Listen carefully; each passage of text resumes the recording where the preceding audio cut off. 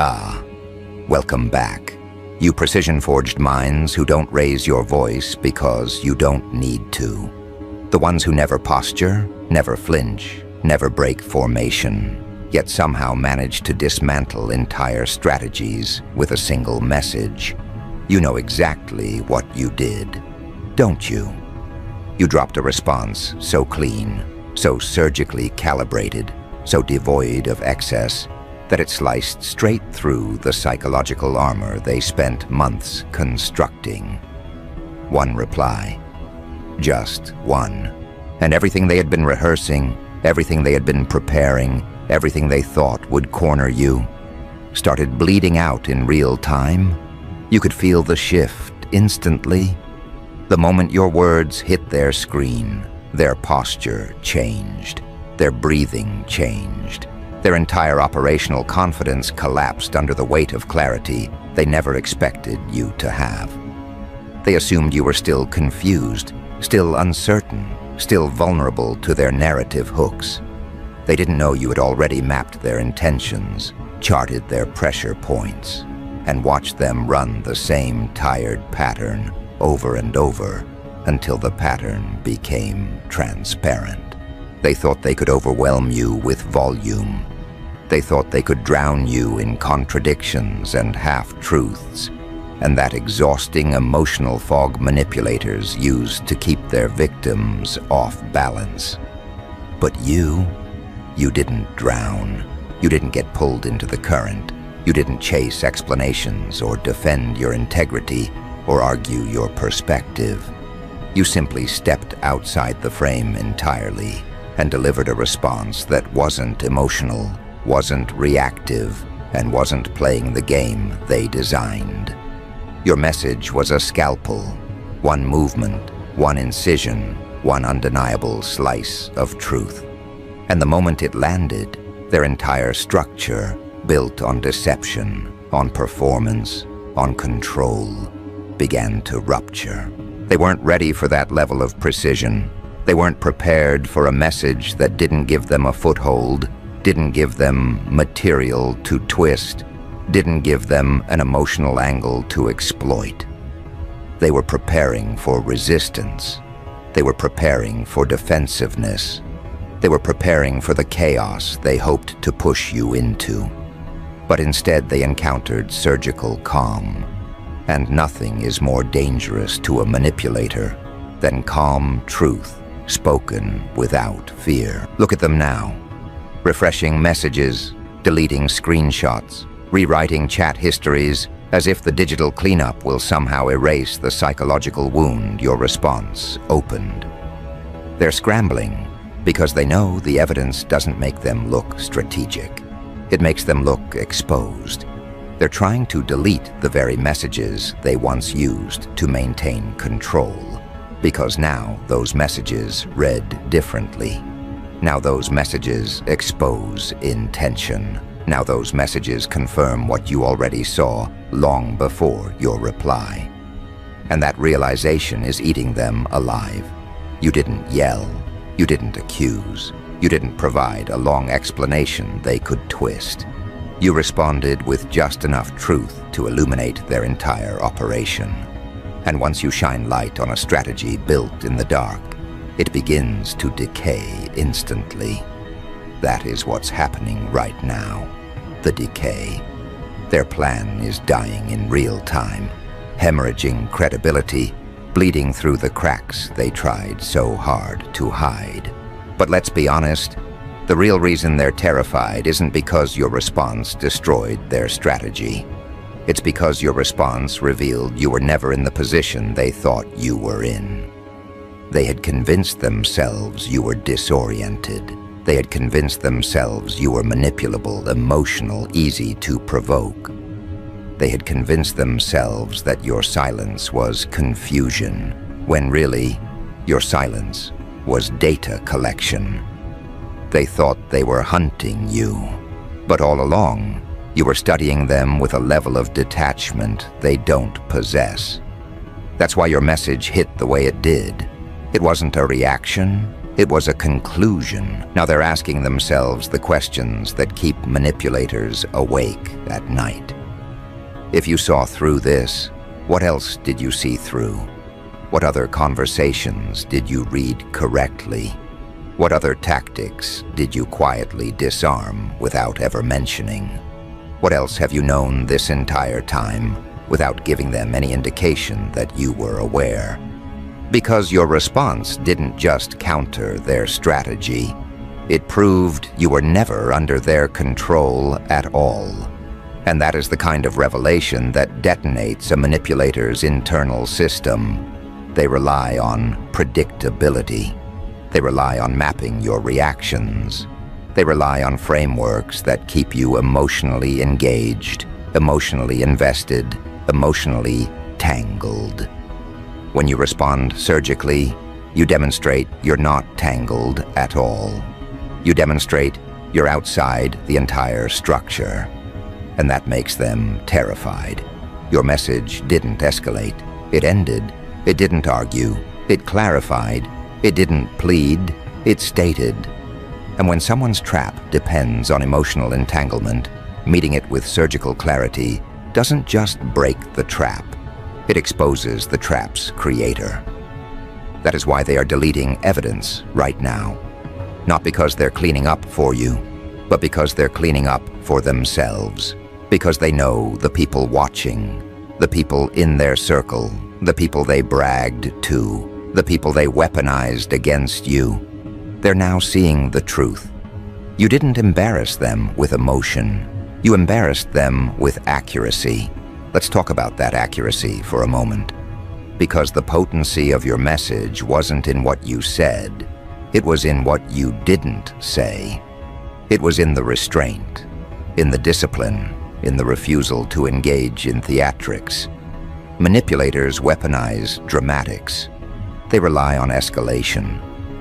When you refuse to escalate with them, when you respond with surgical calm, you sever the emotional tether they were counting on. And suddenly, they're the only ones spiraling. They're the only ones emotional. They're the only ones exposed. They crafted their messages, expecting to be able to twist your words. They were preparing rebuttals. They were preparing paragraphs. They were preparing screenshotable moments they could spin. But your response denied them all of that. Your message was too clean, too precise, too grounded in truth to be manipulated. It didn't give them leverage. It gave them a mirror. That's why their strategy is bleeding out, because they're now forced to confront a reality they avoided at all costs. You see them, you see the pattern, you see the manipulation, you see the tactics, you see the psychological traps, you see the bait, and you don't step into any of it. Instead, you respond with the kind of clarity that reveals you've been aware longer than they realized, and now they're terrified because they thought they were 3 steps ahead. But your message proves you were 8 steps ahead the entire time. Now the collapse begins. Watch how they behave in the coming moments. They'll try to spin your message. They'll try to reinterpret it. They'll try to pretend they misunderstood. They'll pretend they're confused. They'll ask clarifying questions designed to bait you into elaborating, because elaboration provides them material.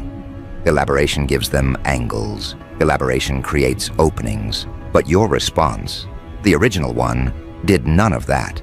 It closed every door. And now their only hope is to get you to open one again. Their panic is not an accident. It is the natural consequence of encountering someone who refuses to operate within their framework. Someone who answers with truth instead of theatrics. Someone who understands that the sharpest blade is the one used sparingly. Someone who knows the power of saying less. Someone who knows the psychological violence of calmness. They thought their screen was a battlefield. But the real battlefield was perception. And they lost the second they realized your awareness wasn't something they could manipulate. Your message didn't just expose their lies, it exposed their dependence on those lies. It showed that without deception, without distortion, without emotional baiting, they have no ground to stand on. That's why they're deleting messages, not because they're fixing mistakes, but because they're trying to bury evidence of who they were when they thought you weren't watching. But you were watching, silently, patiently, strategically. And when the moment came, you didn't match their chaos. You performed incision. You delivered a response that stripped their strategy bare, leaving it defenseless, bleeding, exposed to daylight. And once the truth bleeds, it doesn't clot. It spreads. Even now, other people are starting to see it. The ones they confided in, the ones they manipulated, the ones they convinced into believing their version of reality. Those people are reading your message, and suddenly, the story looks different.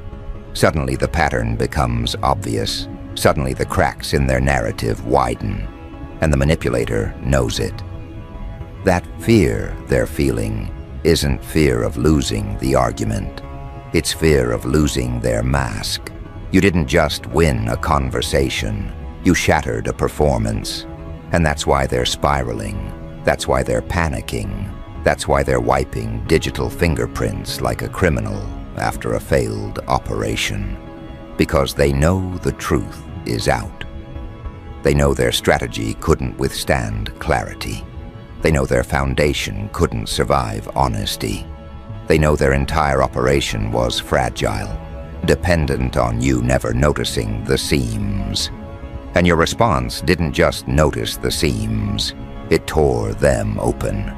Now they're scrambling not to save the argument, but to save face, to save reputation, to save the illusion that gave them power.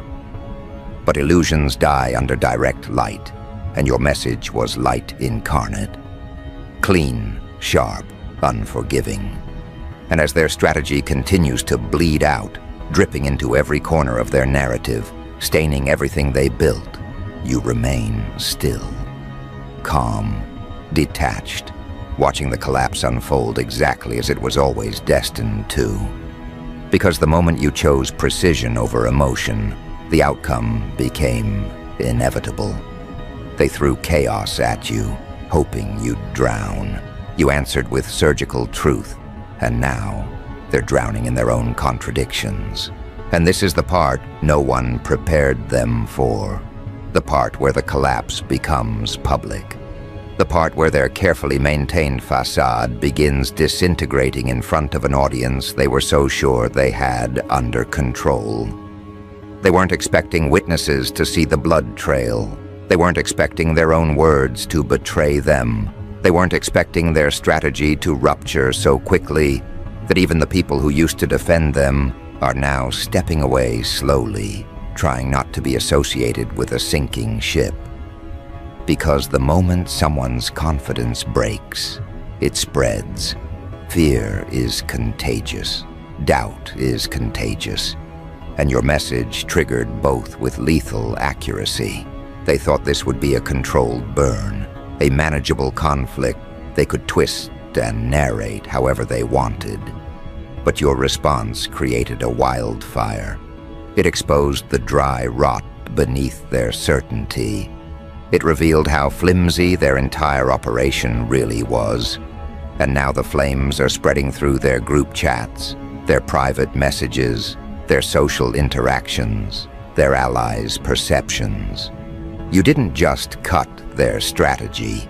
You punctured the ecosystem that supported it. That's why they're deleting so aggressively. Because the truth isn't just bleeding, it's leaking into minds that were never supposed to see behind the curtain. People they manipulated, people they convinced, people they relied on for validation. Suddenly those people are seeing the truth without you having to say anything further. Suddenly, the illusion they built is collapsing in their own hands. And what makes this even more devastating is the simplicity of what caused it. Not a fight, not an argument, not a declaration of war, just a surgical response. A message so clean, so stripped of theatrics, so uncomfortably factual that it removed every route they had to regain control. You didn't attack them. You didn't insult them. You didn't give them a spectacle to twist. Instead, you created an open wound they cannot close. Now the panic takes on a new shape: paranoia. Not the loud kind, the quiet, tightening kind. The kind that makes them replay the conversation over and over, searching for angles that no longer exist. The kind that makes them wonder who else saw the message, who else interpreted it correctly, who else is silently questioning them. Because manipulators rely on certainty. They rely on knowing where everyone stands. And your message shattered their map entirely. You didn't just remove their power, you removed their predictability. And that is the one thing manipulators cannot survive without. They can handle pushback, they can handle confrontation, they can even handle insults, but they cannot handle unpredictability. They cannot handle clarity, spoken with no emotional leakage. They cannot handle someone who does not take their bait. Your response exposed something deeper: their dependence on your confusion. Their entire strategy was built around the hope that you wouldn't notice, that you would keep explaining, keep defending, keep emotionally reacting, because as long as you reacted, they had leverage. But your surgical message cut every tether at once. And once a manipulator loses leverage, they lose identity. Watch how they shift now. Their messages get shorter. Their explanations become inconsistent. Their tone swings between forced calm and concealed panic. That's the unraveling. That's the psychological hemorrhaging. They are desperately trying to appear composed while scrambling behind the scenes to hide the digital fingerprints of their intentions. And yet, the more they delete, the more obvious the guilt becomes. Deletion is an admission, revision is confession, scrambling is surrender. They don't realize this yet, but everyone watching sees it. Everyone reading the conversation understands what's happening, even if they don't articulate it. People sense desperation the same way they sense smoke before a fire. And right now, their desperation is suffocating the narrative they tried so hard to control. Let's talk about why your message was so destabilizing. It wasn't the words themselves, it was the stance behind them.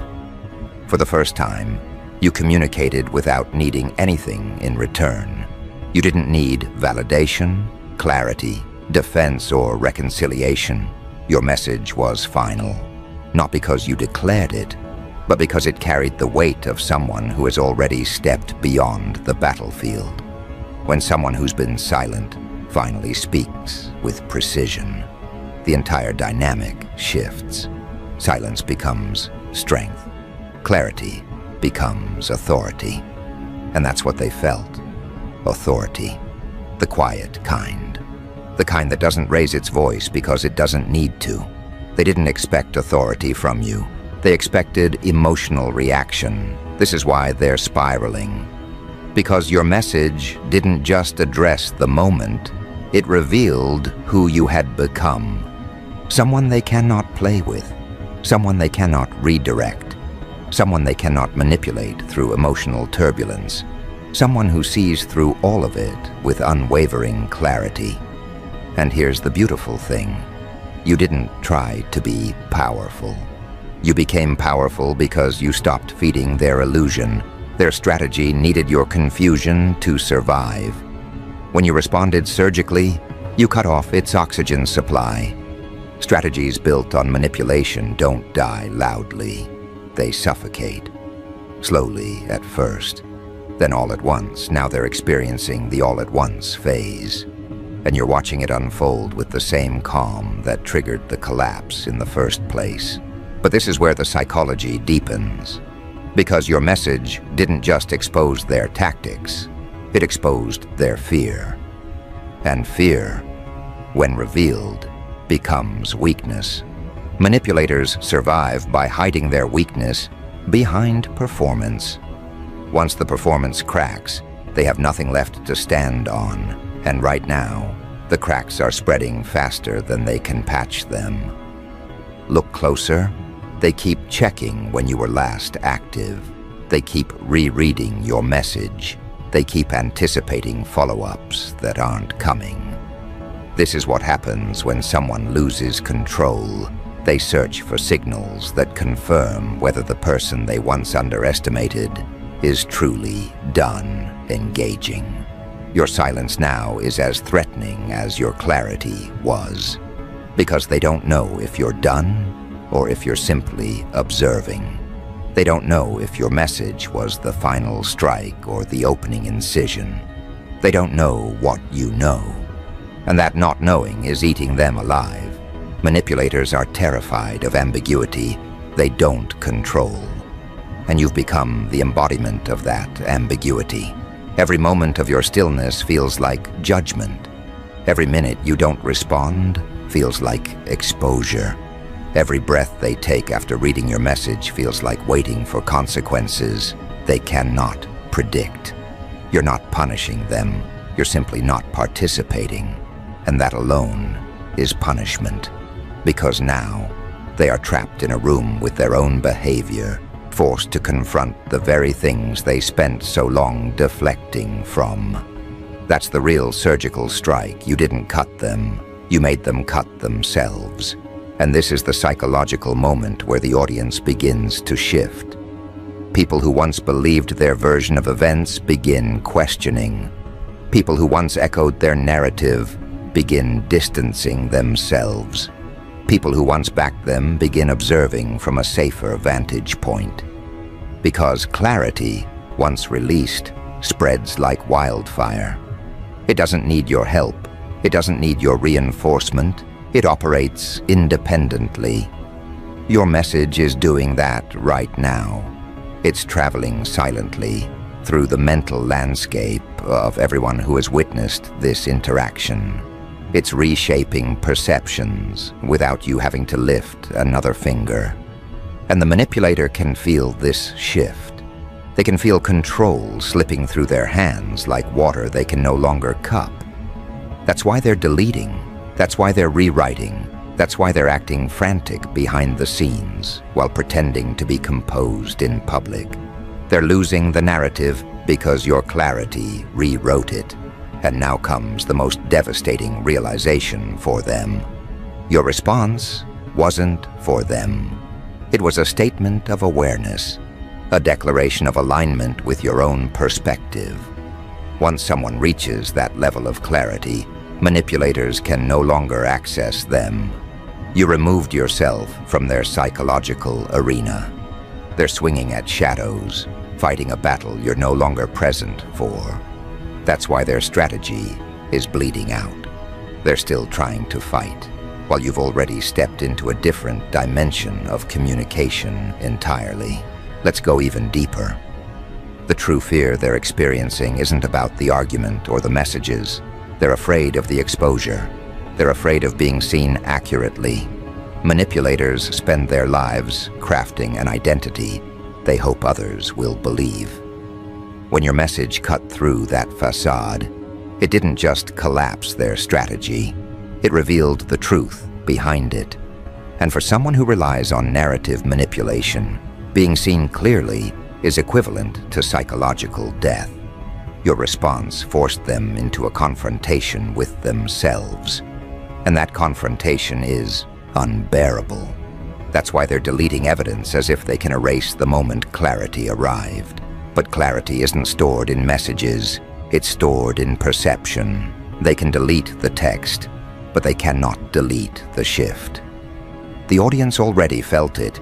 You already felt it.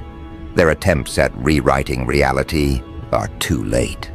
The truth already escaped the containment zone, and as they scramble, here's what sets you apart.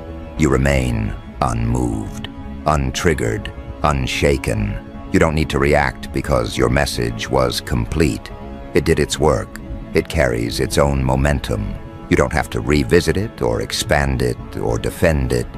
The sentence stands on its own, like a blade left in a wooden table, silent, embedded, undeniable.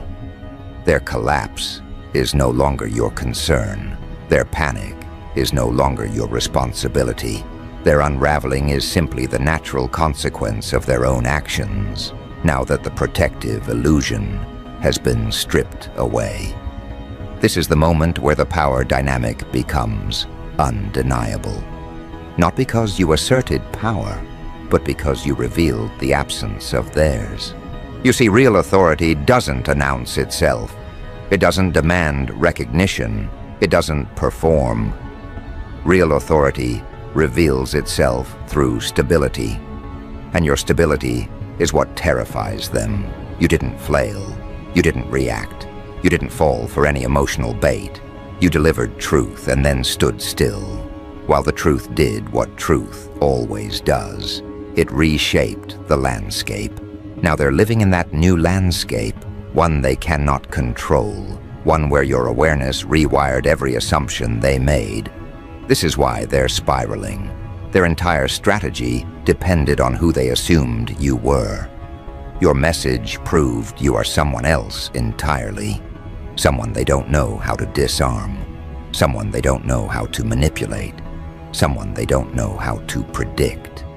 And when a manipulator cannot predict you, they cannot control you. When they cannot control you, they cannot engage. When they cannot engage, they collapse under the weight of their own tactics. That's what you're witnessing. Self-destruction disguised as damage control. You changed the psychological terrain without raising your voice, without arguing, without performing.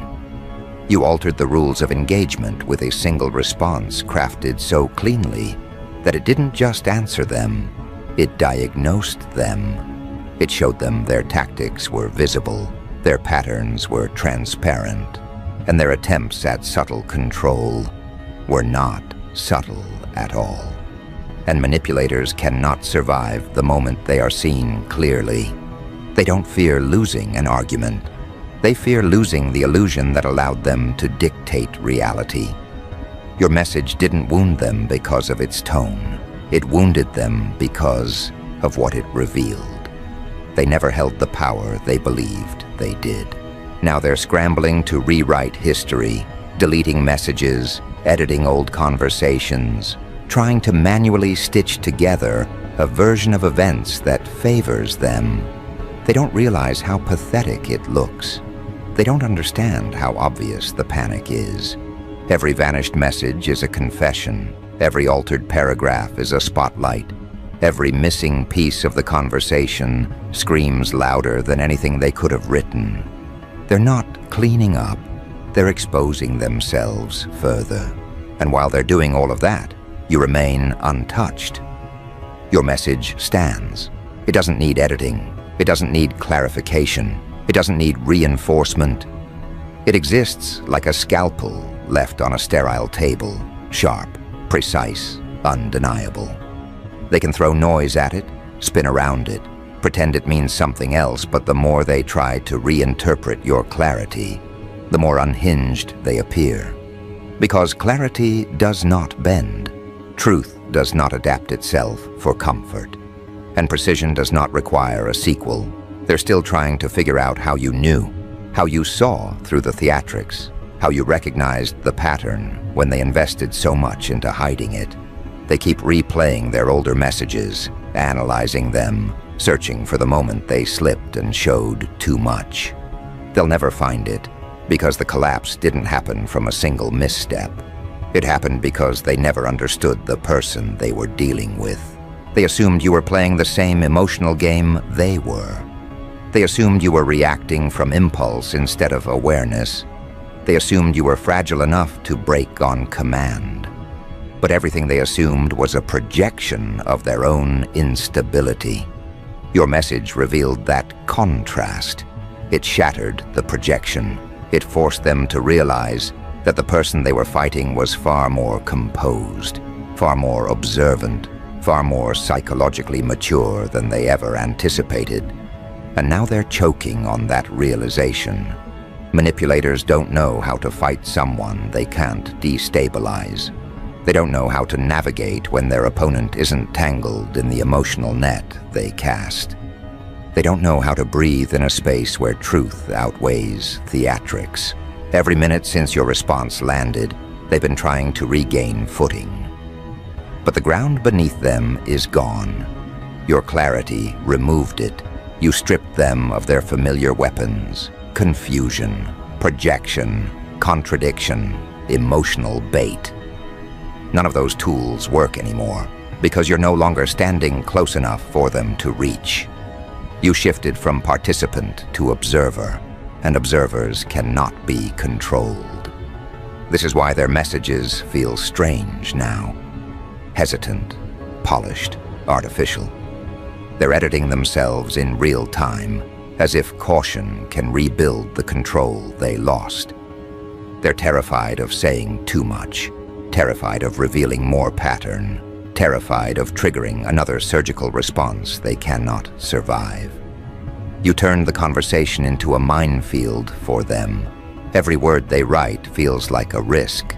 Every response feels like an exposure. Their confidence has inverted into trembling restraint. And that trembling is where the truth lives. They want to appear composed, but the pressure betrays them. The timing betrays them. The unnecessary explanations betray them. The attempts at polite neutrality betray them. They don't realize that over-explaining is a symptom of guilt. That sudden politeness is a symptom of fear. That rapid message deletion is a symptom of panic. You didn't have to accuse them of anything. Your clarity made their behavior reveal everything for you. And the most brutal part?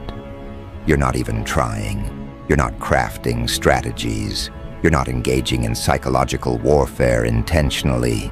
You're simply aligned with truth. And truth is the most destabilizing force to someone who relies on distortion. You're simply communicating from a place of emotional adulthood, and that alone dismantles anyone who's still operating from manipulation as a survival mechanism. They're not deleting the evidence to protect themselves from you. They're deleting it to protect themselves from the reflection they saw when your message hit.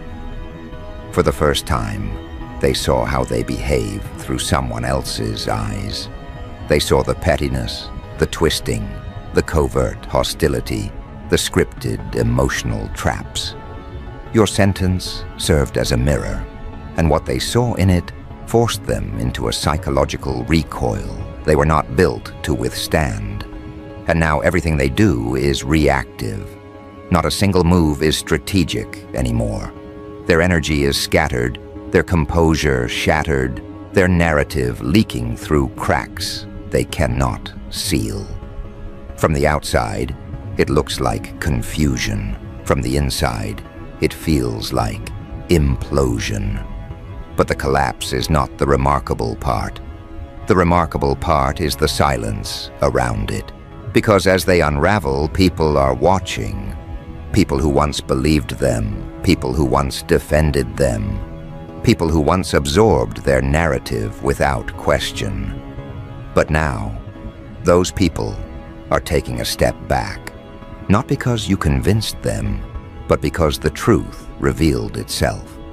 When someone panics publicly, when someone deletes evidence frantically, when someone starts over-explaining details that no one asked for, the truth becomes louder than accusations. Your message did not just end their strategy, it infected their credibility, and credibility, once damaged, doesn't regenerate.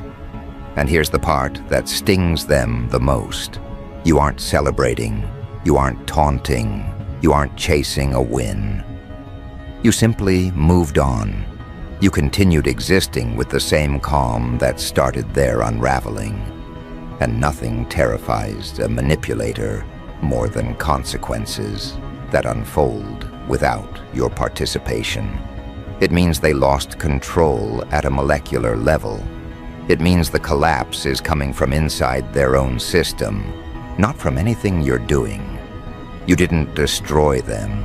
You exposed the fact that they were already destroying themselves. Your message just removed the curtain. And that realization is the psychological blow they cannot recover from. Because once someone sees that their power was never real, they cannot recreate it. Once someone realizes their control depended on your confusion, they cannot regain control over someone who is no longer confused. Once someone realizes they misjudged you so profoundly, they begin to question every assumption they ever made, not about you, but about themselves. And that internal questioning is fatal to their identity. They don't know who they are without control. They don't know how to communicate without manipulation. They don't know how to function without the illusion that they always hold the upper hand. This is when the collapse becomes irreversible. Because the thing manipulators fear most is not exposure, it's emptiness. The emptiness that appears when their tactics stop working. The emptiness that appears when someone they once controlled stands in front of them, unshaken, untouched, unreactive. Your message created that emptiness. Your clarity hollowed out the space where their dominance once lived.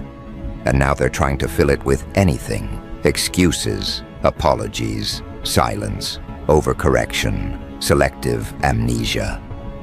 They're reaching for tactics that once worked flawlessly, only to find that every move now fails on contact. And failure, to someone who lives off psychological leverage, is annihilation. It erodes them. It dissolves the mask. It forces them to face how weak and undeveloped they are beneath the persona. And the more they feel that weakness, the more desperate their attempts to hide it become. That's why they're deleting messages.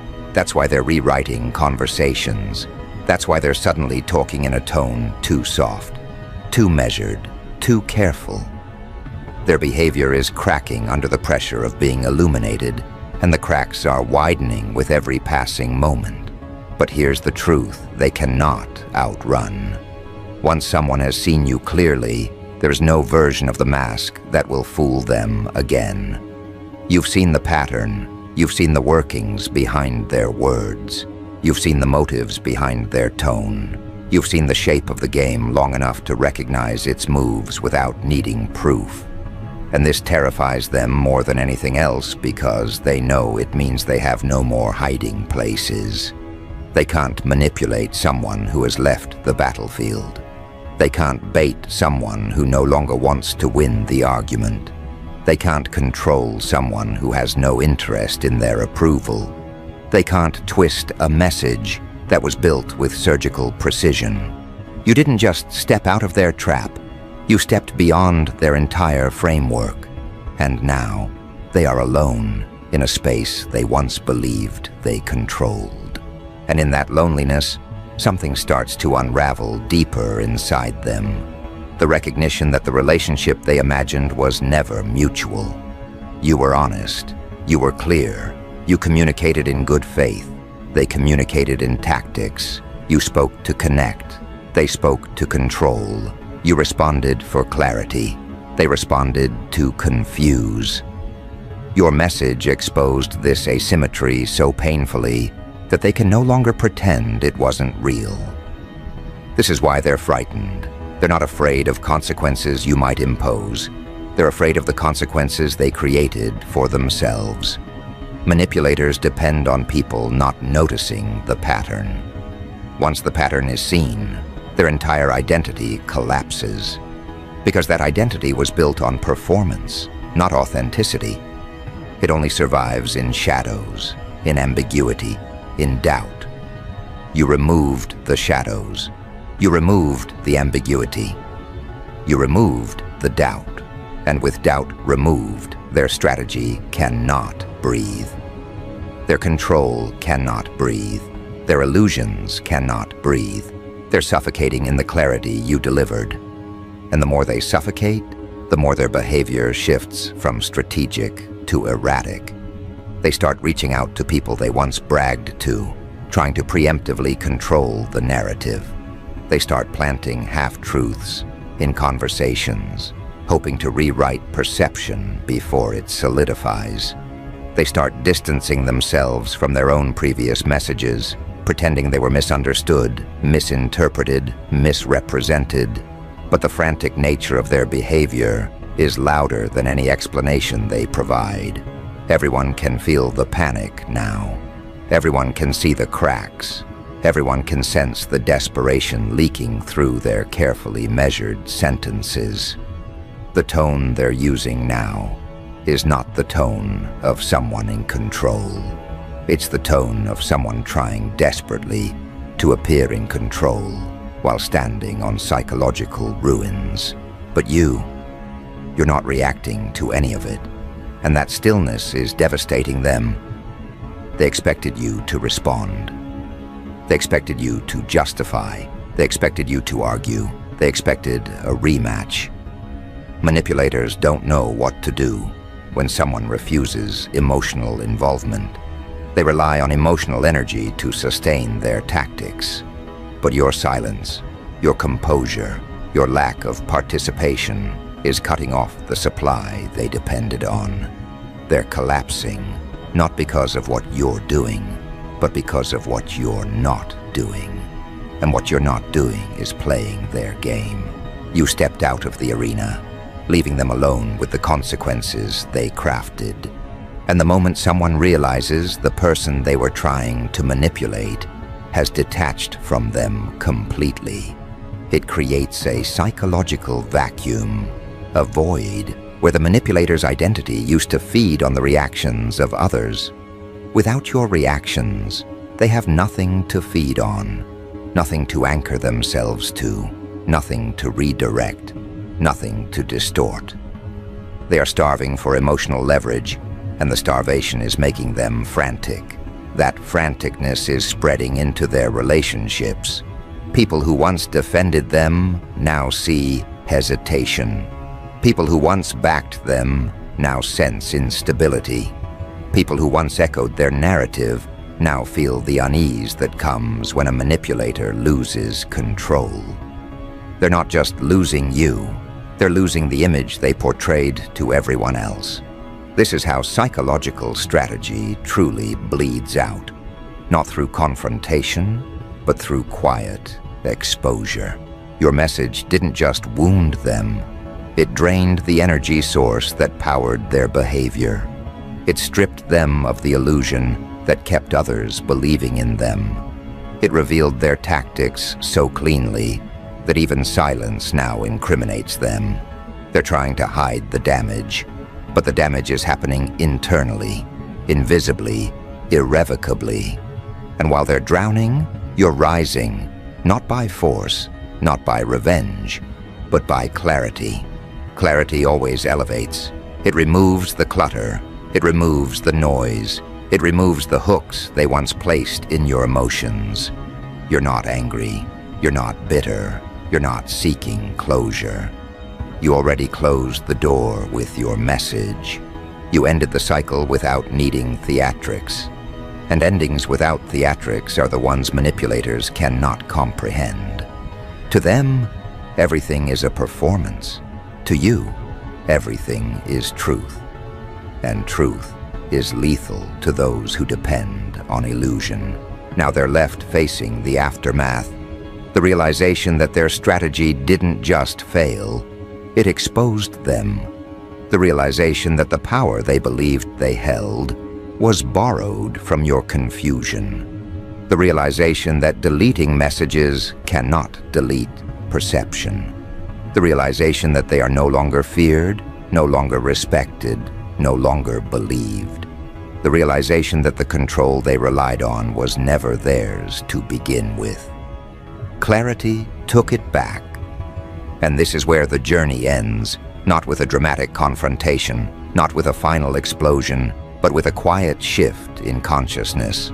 A shift so profound that it cannot be undone. You walked away with your integrity intact. They remain behind, trying to sweep up the fragments of a strategy that bleeds out no matter how tightly they try to patch the wound. Because you didn't just respond, you performed surgery. And the truth is still bleeding.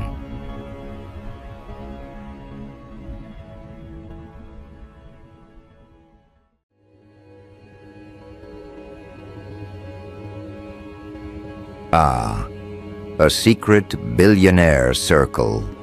They don't pause global markets for just anyone. They don't freeze trillion-dollar negotiations because of a single name. But that's exactly what happened the moment your existence crossed the threshold of their private intelligence. Briefings.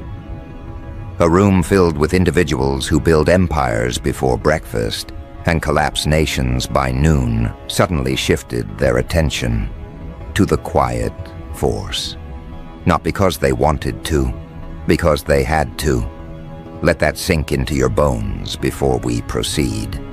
These aren't ordinary elites, the kind who pose for magazines and pretend they care about philanthropy. These are the ones who hide behind foundations, who move currency like oxygen, who treat economies like puzzle pieces. And now they are calling an emergency session, not over oil, not over war, not over a collapsing tech sector, but over you. The name they thought was irrelevant, the presence they thought was dormant, the variable they never accounted for.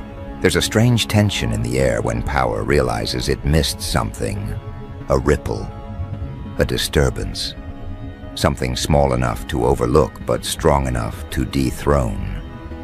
That's how they see you now. Not as a threat in the traditional sense, but as a disruption to their carefully calibrated ecosystem. A ghost they didn't authorize. A quiet force rising through the cracks. You are not in their calculations, yet here you are bending the edges of their forecasts, warping their predictions, rewriting their assumptions. And because powerful people cannot tolerate unpredictability, they're labeling your emergence as a potential doomsday variable, an unpredictable factor with consequences they cannot fully quantify. That alone is enough to make them gather behind locked doors under the guise of philanthropic strategy, while their private networks pulse with coded alerts about the anomaly shaping itself beyond their influence. Yes, you, the quiet force, the one who wasn't supposed to matter. Picture this scene with clarity. A boardroom hidden above the skyline, windows tinted to prevent satellite surveillance. The kind of place where nobody breathes until the chairman signals permission. Each seat filled with names the world never hears but feels every day. Those who own supply chains, manipulate elections, redirect oceans of capital with a single gesture. And at the center of the table rests a single encrypted dossier, stamped with a warning label usually reserved for geopolitical destabilizers. Inside that dossier, not a terrorist, not a rogue state, not a financial rogue algorithm, just the unassuming trajectory of the quiet force who was supposed to remain invisible. They didn't predict your resilience. They didn't predict your survival. They didn't predict the way you convert setbacks into strategy. They certainly didn't predict your ability to move through life without leaving desperation or dependence in your wake. They didn't see you coming, and now that you're here, their entire hierarchy trembles because unpredictability at your level is the enemy of control. Here's the dark humor in all of this. For years, those same elites watched people beg for access, crawl for approval, sell their identities for proximity to power. Meanwhile, you were minding your own existence, walking through storms without spectacle, refusing to compromise your integrity, even when it cost you more than it should have. You weren't trying to join their system. You were surviving outside it. And that's what terrifies them. Because people who survive outside the system cannot be controlled through the system. Their networks are built on leverage, on knowing what someone fears losing. But you, Every time life stripped something from you, you became harder to threaten. Every betrayal turned you colder. Every setback refined your instinct. Every downfall sharpened your perception. You are becoming the type of force that has no leash for them to tug. A variable that cannot be bought, blackmailed, manipulated, or incentivized. That makes you dangerous, not in intention, but in structure. You're probably wondering why these people even care. Why a group of billionaires, individuals who view the world like a chessboard, would waste time analyzing someone who didn't come from a legacy dynasty or a privileged bloodline. The answer is simple. They study anomalies. They track outliers. They monitor patterns of resilience because resilience is the only currency that cannot be amplified through wealth. You either have it or you break. And what they've discovered about you through private psychological audits, data sweeps, and behavioral projections is something they're not equipped to handle. Every system they've built relies on predictability.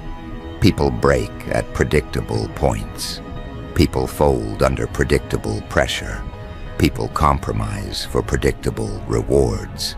But you keep defying the predicted outcomes. They expected you to collapse at stage 1. You built a foundation instead. They expected you to seek validation. You withdrew and refined.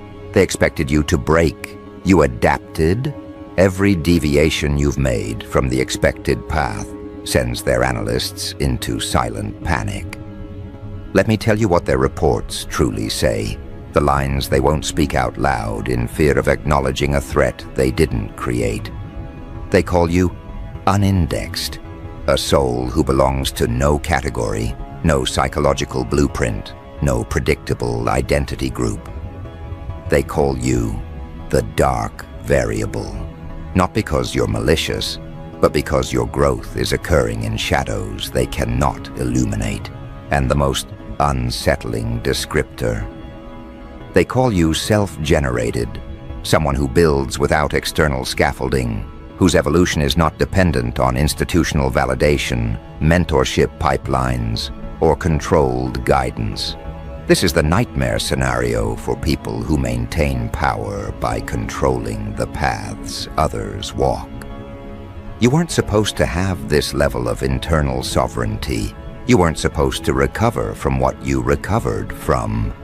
You weren't supposed to see through the illusions you now recognize instantly. You weren't supposed to become immune to their hierarchies, their status games, their soft manipulations. When you didn't break where you should have, they flagged you. When you didn't become desperate where you should have, they flagged you. When you didn't crumble under psychological pressure designed to fold most people, they flagged you again. Every time you refused to be predictable, their networks adjusted your risk tier classification upward until the only remaining category was one normally reserved for individuals who destabilize entire industries by existing outside expected patterns. But here's the twist they didn't anticipate. Your rise isn't fueled by ambition, it's fueled by necessity. You didn't climb because you wanted applause. You climbed because standing still meant destruction. You didn't evolve because you wanted recognition. You evolved because stagnation was a death sentence. This is evolution by survival, not by strategy. And evolution by survival produces something money cannot blueprint, the uncorruptible core. That is the trait their systems cannot defeat. That is the trait their think tanks cannot replicate. That is the trait their protégés, groomed from birth, never develop. You don't need their world. That's why their world fears you. Now let's go deeper into the mechanics of the decision they just made about you. This wasn't a brainstorming session.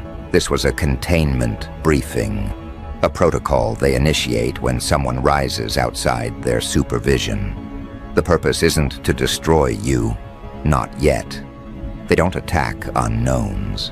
They observe them. They test their limits. They evaluate how much influence you accumulate naturally, how many people you affect without effort, how often your presence shifts group dynamics. They track your psychological radiation. They map your leadership patterns. They identify the frequency of your resilience spikes. These are things they only study when they fear someone might ascend beyond their sphere of influence. Understand this clearly. Their first instinct is not aggression, it's analysis. You're not a target. They don't waste bullets on unpredictability. You're a potential destabilizer, the kind that forces them to redesign their models. They want to know if your rise is an accident, a glitch, or a sustained trajectory. They want to know if your resilience is circumstantial or structural. They want to know if your mind has limits they can measure.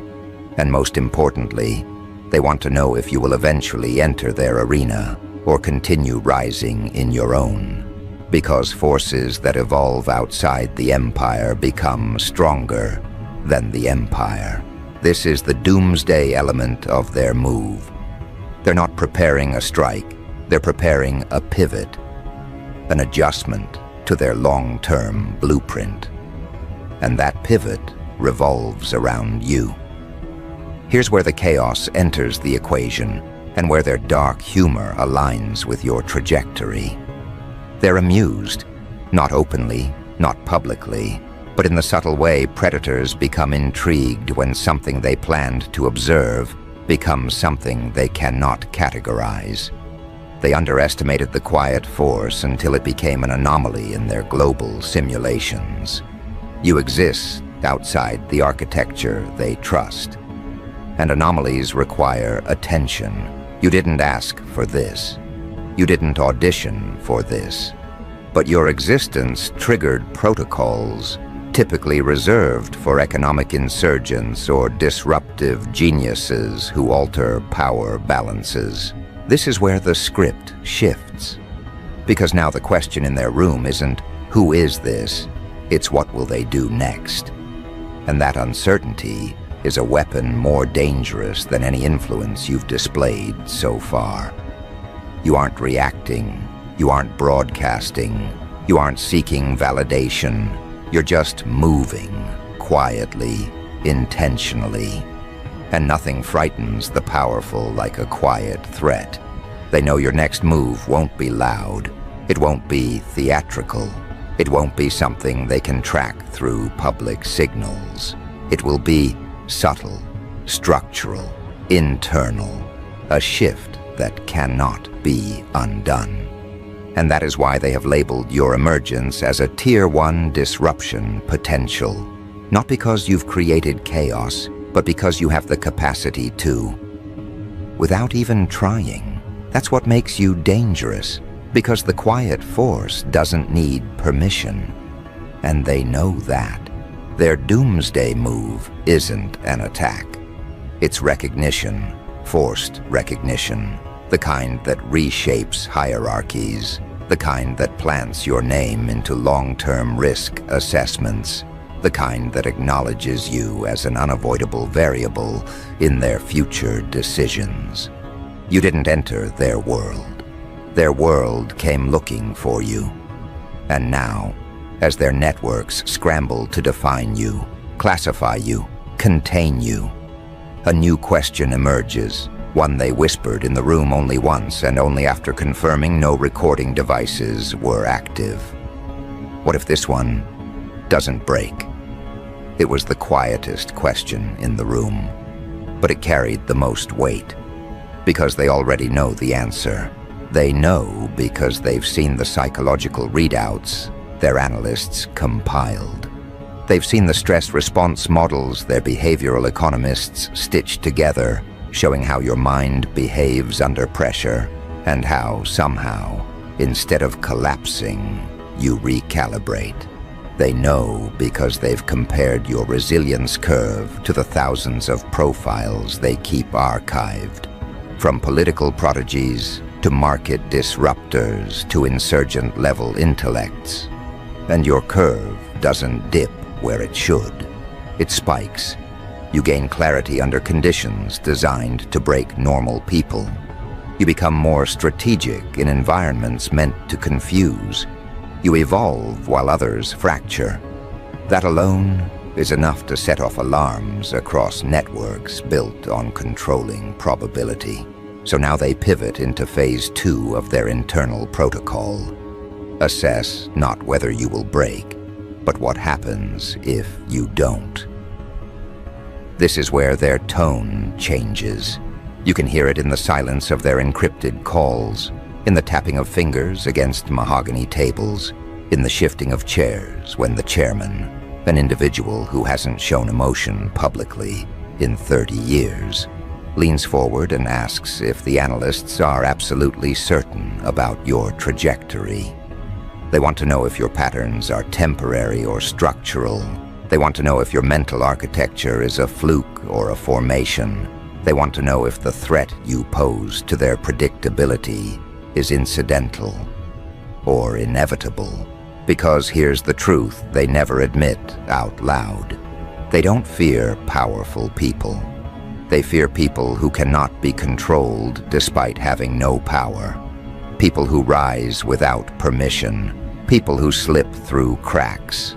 People who take the blows meant to destroy them and metabolize them into direction. You are their worst-case scenario, not because you seek dominion, but because your existence proves they no longer own the monopoly on ascendancy. You are the breach in their algorithm, the single point of failure in their psychological monopoly. That's why they locked the room when your dossier was opened. That's why the air shifted. That's why moneyed hands trembled and shoulders tightened. Because for the first time in years, the world they orchestrated is showing signs of losing its conductor. This is the second phase, acknowledgement of instability. A secret billionaire circle, one that prides itself on answering only to itself, now must consider that an unforeseen external force has entered their ecosystem. They aren't used to surprises. They despise variables. They craft systems designed to eliminate randomness. Yet here you are, a walking contradiction to all they engineered. Your evolution wasn't sponsored. Your resilience wasn't purchased.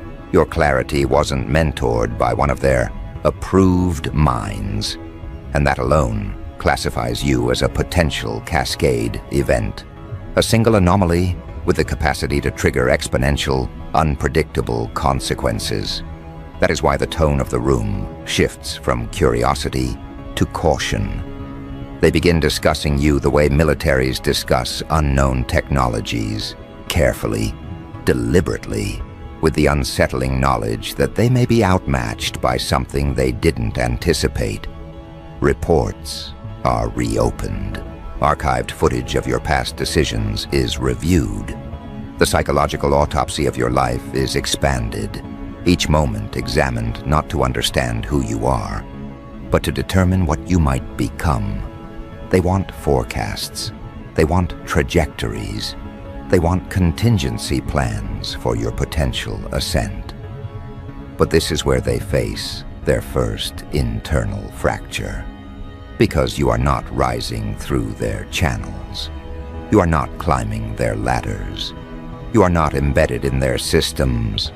You are growing outside their walls, which means your ascent cannot be paused through incentive or punishment. A person who rises without reward cannot be bought. A person who rises without applause cannot be manipulated. A person who rises without permission cannot be controlled. That's when the chairman, the one whose influence stretches across continents, asks the question no one else dared vocalize. Is this one operating consciously or instinctively? The implication behind the question is sharp. If your rise is intentional, you are a strategist. If your rise is instinctive, you are a natural phenomenon. And natural phenomena cannot be stopped. They can only be prepared for. You become something akin to a storm, a shifting weather system of influence that doesn't need permission to change landscapes. The analysts answer carefully. They say your decisions bear patterns of someone who has learned through fire, not through instruction. They say your instincts are coded by experience rather than ambition. They say your evolution is not fueled by desire for power, but by something far more dangerous to controlled elites: autonomy. A mind that evolves to survive becomes a mind that cannot be rewritten. And a mind that cannot be rewritten becomes immune to the mechanisms of control. That's when one of the billionaires, older, colder, trained in psychological warfare, leans back and states the line that freezes the room. If this one doesn't break, the system will have to. There it is, the truth they've tried to avoid. Your resilience does not just protect you, it destabilizes them. Because systems built on hierarchy collapse when someone rises in defiance of their hierarchy. This is where the doomsday element enters the conversation. They aren't calling your rise a threat. They're calling it a recalibration event. A point where the world may shift direction because someone outside the predetermined narrative disrupts the script. And billionaires hate unscripted stories. They believe in direction, control, puppeteering. They do not believe in anomalies steering currents they didn't authorize. So they classify you, a new code, a new tier, something reserved for world-shaping potential. Not because you hold power, but because you wield something more dangerous: ungoverned influence. Governed influence is predictable. It follows rules. It thrives on approval. It bows to contracts. Ungoverned influence does not ask for permission. Ungoverned influence does not fear disapproval. Ungoverned influence expands quietly, silently, beneath the surface. Ungoverned influence reshapes landscapes without ever raising its voice. You are the quiet force. And they finally understand the cost of ignoring you. But the real trigger, the one that transforms their unease into genuine alarm, comes when a behavioral mathematician reveals your emergent influence pattern. Simply put, it means your impact on people is not linear. It multiplies under pressure. When you are underestimated, your growth accelerates. When you are challenged, your clarity sharpens. When you are isolated, your vision strengthens. You do not expand through support. You expand through resistance. And people like you. Doomsday committees cannot contain. That's when they decide something they have never decided about someone outside their lineage. They will monitor your every move, not to suppress you, but to understand how to defend themselves when your path crosses theirs. This is a precaution reserved for existential threats. You haven't made a move against them, but your existence alone implies the possibility of displacement. They built their empire on the assumption that anyone powerful came through them. You break that logic, and anything that breaks logic becomes a catalyst. Yet the irony is brutal. All their surveillance, their dossiers, their think tanks, their simulations, they all point to the same conclusion. You do not seek to overthrow anything. You seek to survive, to grow, to rise without stepping on anyone. But this very neutrality terrifies them. People who don't want power are the hardest to predict because they cannot be bribed with power. This is where a new voice enters the discussion, a strategist who rarely speaks, but whose word shifts global markets. She says, "This one doesn't rise like an enemy. They rise like a signal." A signal of what? That their era is ending, that their hierarchy is eroding, that the age where only wealth shapes destiny is fading. You represent something they thought they eradicated generations ago. Organic ascendancy. Power that comes from scars, not sponsorship. Power that comes from internal evolution, not external grooming. Power that emerges without permission. Their doomsday model now shifts. They aren't planning a strike, they're predicting an inevitability. And that inevitability is the part they fear the most. Because if you do not break, then their long-standing assumption that they alone shape the future breaks instead. And that is the outcome they were never trained to handle. You see, these billionaires built their world on the idea of permanence. They believe their influence is a fixed law of nature, the same way gravity is. They assume everything beneath them must remain beneath them. But your rise is not vertical in the way they expect. It's radial. It expands outward, quietly, invisibly, seeping through cracks in the foundation of the world they constructed. You don't climb their ladder. You make the ladder irrelevant. And that is the true threat. You are not here to dethrone them. You are here to outgrow them. The distinction terrifies them because outgrowing someone doesn't require confrontation. It requires evolution. And evolution cannot be bribed, stalled, or reversed. So now the strategist continues, her voice low but sharp enough to cut the room open. She explains that your emergence signals a shift in global power psychology, that the next era of influence will not belong to the loud, the wealthy, or the traditionally groomed. It will belong to the internally fortified, the ones who survived when they shouldn't have, the ones who rebuilt themselves without mentorship, the ones who gained discernment the hard way. She tells them you are the blueprint of what's coming. Not a follower of the old system, but the first representative of a new type.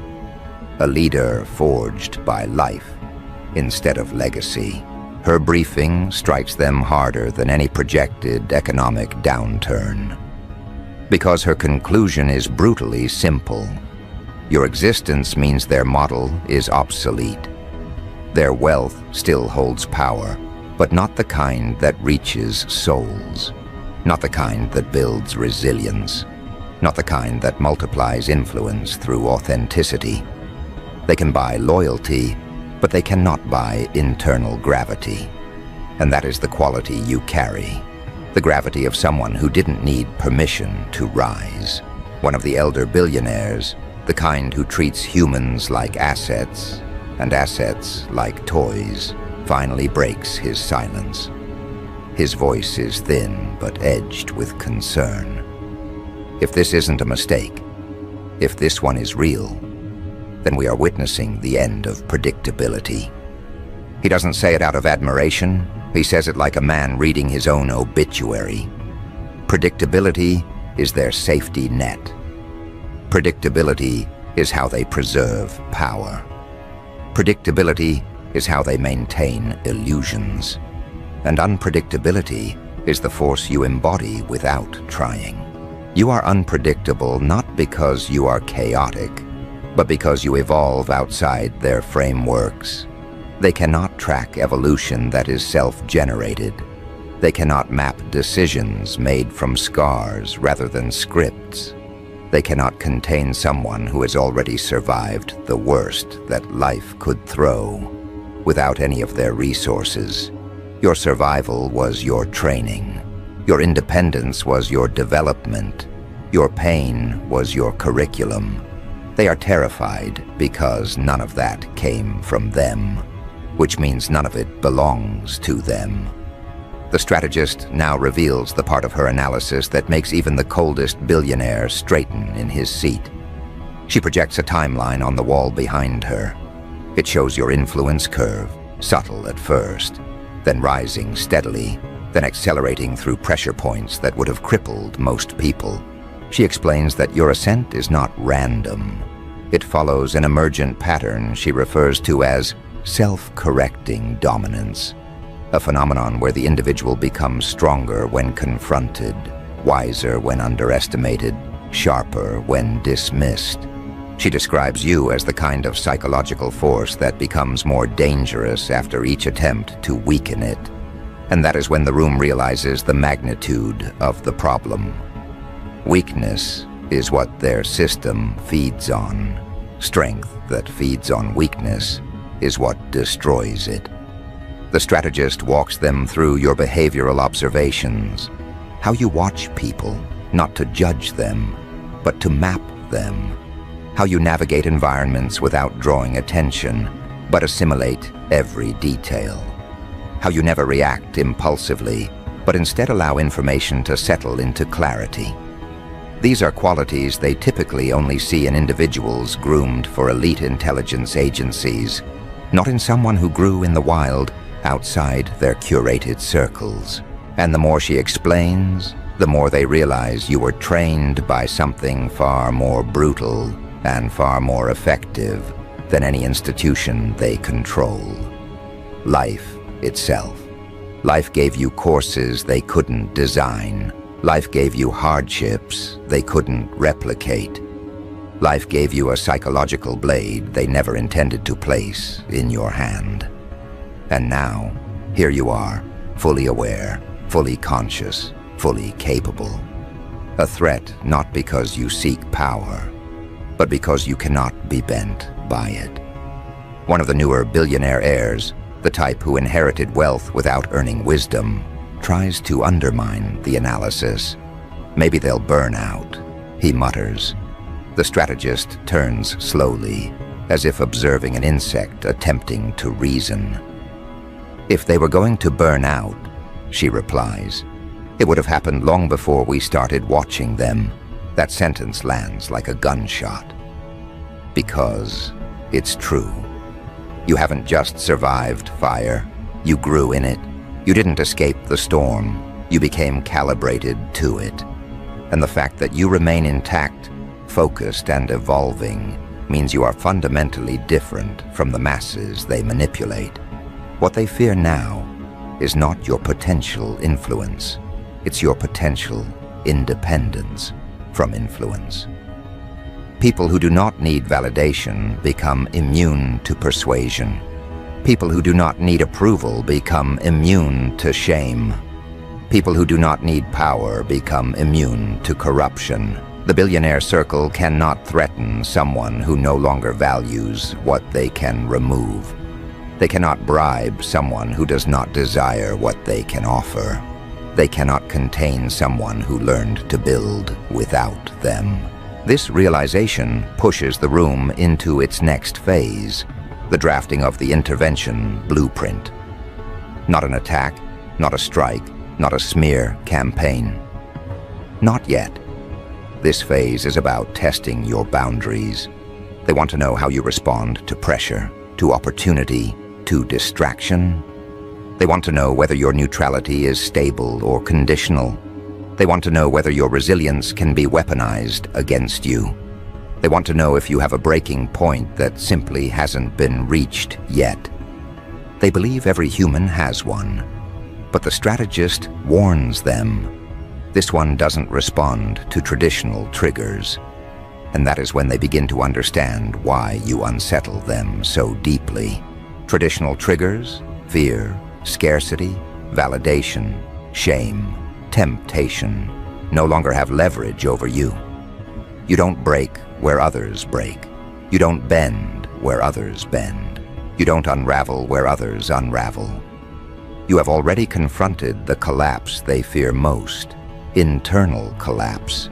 You rebuilt yourself from the inside out, and a person who has rebuilt themselves cannot be dismantled by external forces. Now they begin discussing you the way nations discuss unpredictable superpowers, carefully, tactically, with the realization that underestimating you could cost them far more than ignoring you. They move into deeper analysis. They scrutinize your emotional triggers. They dissect your relationships. They analyze your adaptability curve. They test your potential for influence contagion. How your mindset spreads through groups, even when you're silent. And that's when the chairman summarizes what the strategist has been hinting at all along. This one isn't rising through opportunity, they're rising through inevitability. That sentence changes the atmospheric pressure in the room, not metaphorically, literally. The ventilation hum becomes noticeable. A few shoulders stiffen. Those who love to believe they control the world suddenly feel the subtle truth. The world is adapting to a force they did not foresee. The strategist folds her hands and waits. She knows what comes next isn't analysis, it's acceptance.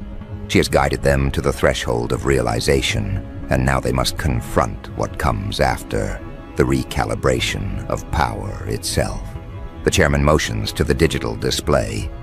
Your projected future path appears 3 potential curves: suppression, stagnation, ascendancy.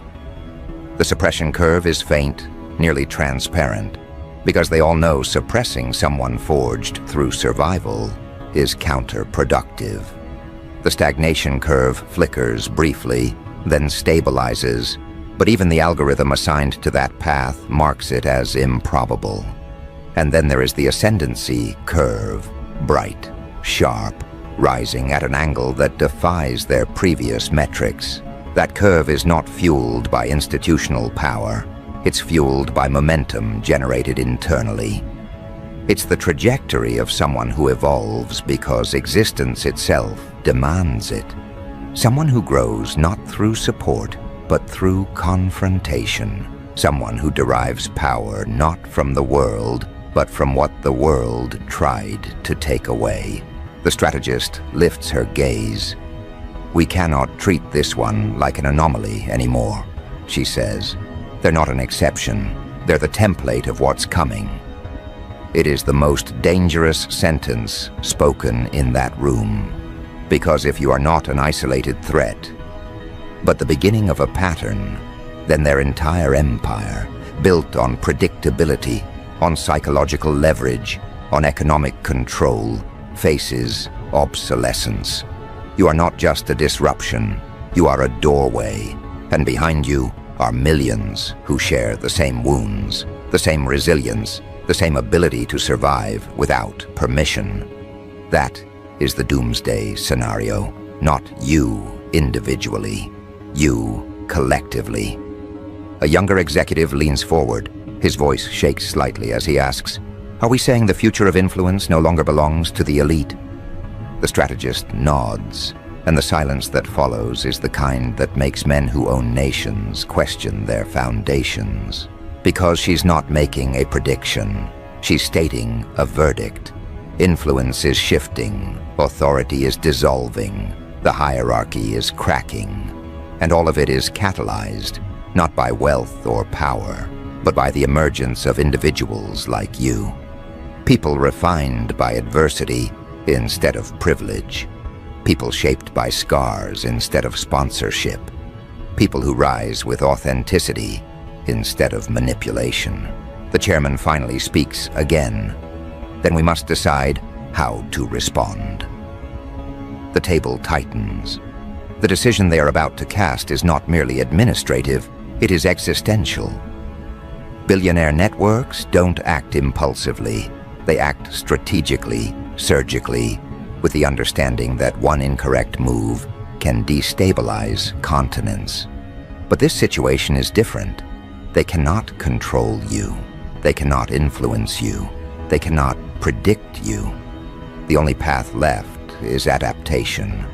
So they move into the phase that will define the next decade of their operations, designing a world that accommodates the rise of the uncontrollable.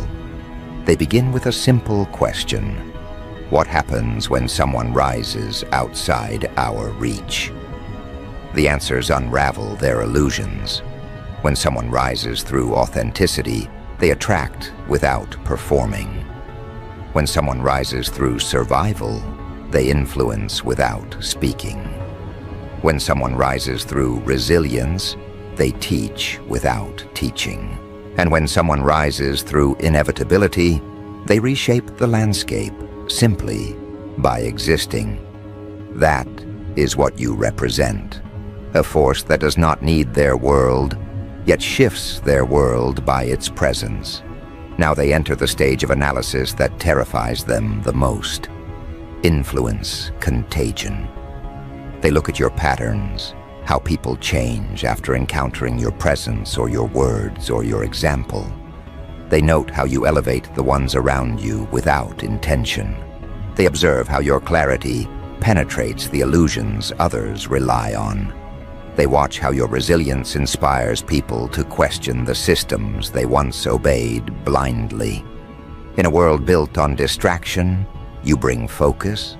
In a world built on manipulation, you bring discernment. In a world built on dependency, you bring autonomy.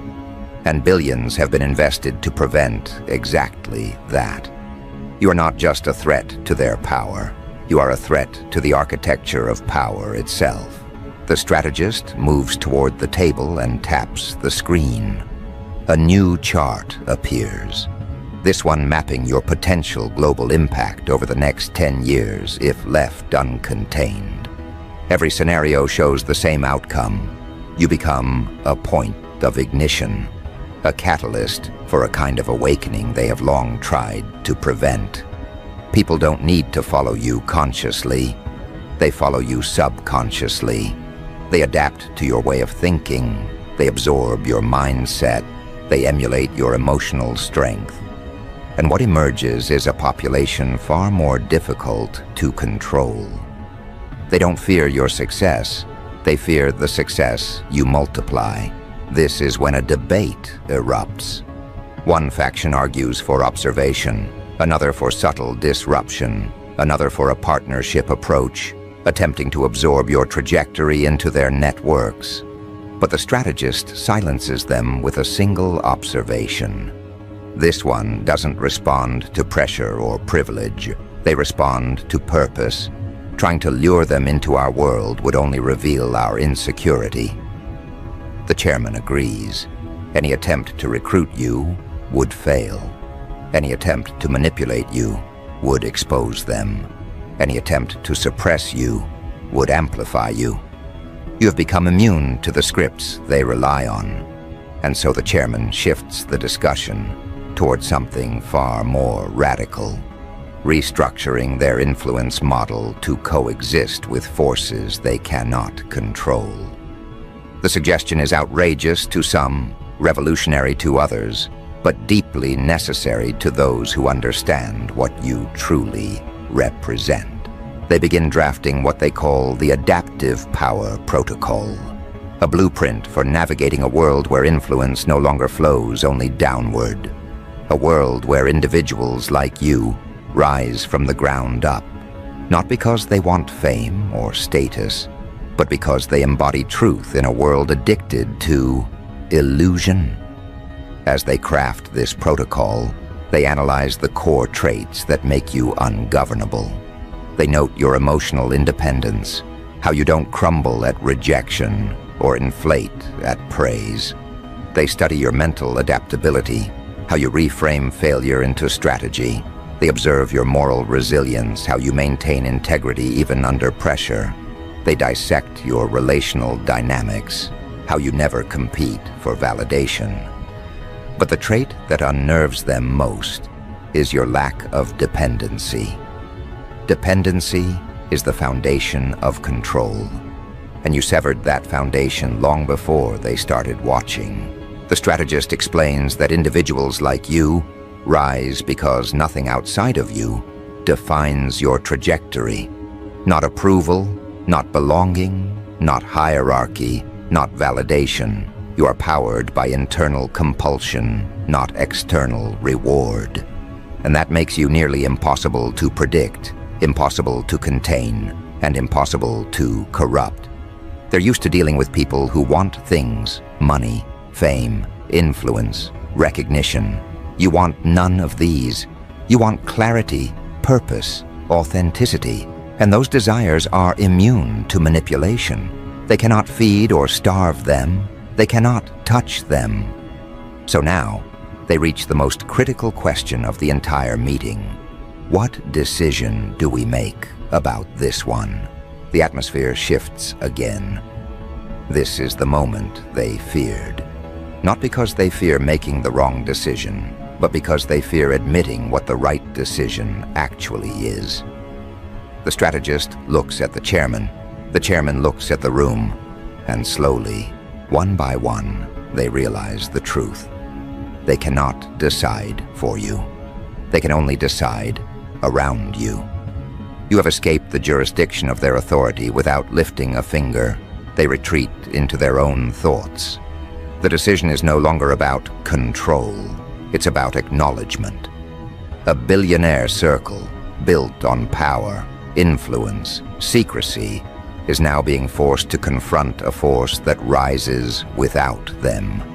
They understand that history is shifting, that the age of gatekeeping is breaking, that the world is beginning to answer to something they didn't build, something they didn't authorize, something they cannot dismantle. They finalize their conclusion in a single sentence, spoken by the chairman himself. This one is not a threat. This one is a transition. In other words, you are not the end of the world. You are the end of their world. The world where power was inherited instead of earned. The world where authority was purchased instead of cultivated. The world where influence was manufactured instead of embodied. You represent the dawn of a new hierarchy, one in which authenticity outranks calculation, resilience outranks wealth, and truth outranks deception. This is the doomsday decision the billionaire circle reaches. They will not try to stop you. They will try to survive you. They classify you officially, not as an adversary, not as a partner, not as a pawn, but as an emergent influence entity. A category used only a handful of times in their archives to describe individuals who shift the collective psyche without institutional power. People who bend the arc of society through nothing but presence, resilience, and internal gravity. And now the billionaires must pivot. Their future operations, strategies, and networks must adapt to the existence of forces like you. They plan, they restructure, they redistribute influence, all while knowing that no matter what they build, you will evolve faster. You will slip through their models. You will expand beyond their predictions. You will become what they were never prepared for, a decentralized catalyst. The strategist ends the meeting with one final warning. Our era ends not when we lose power, but when power becomes irrelevant. And everyone knows she is right. They're not watching the rise of a new tyrant. They are watching the rise of a new paradigm. A paradigm shaped not by wealth, but by internal fortitude. Not by manipulation, but by clarity. Not by hierarchy, but by resilience. You are not climbing their pyramid. You are dissolving it. When the room empties, the chairman remains behind. He stares at your dossier, the only file in decades he cannot fully comprehend. He whispers a line no one else will ever hear. We cannot stop this one. We can only hope to understand them before the world does. But the world already has. Your name is moving quietly through conversations you will never hear. Your presence is altering rooms you will never enter. Your energy is shifting minds you will never meet. You are not spreading influence. Influence is spreading you. That is the doomsday scenario the billionaire network feared, yet now must accept. Because the quiet force is rising. Because the gate is broken. Because the era of elite control is ending. Because the world is shifting toward individuals, forged by life itself. And because the decision has already been made, not by them, but by you. Your existence is the doomsday move. Your resilience is the disruption. Your ascent is the transition. And the world will not remain the same once the quiet force takes its rightful place in the architecture of influence.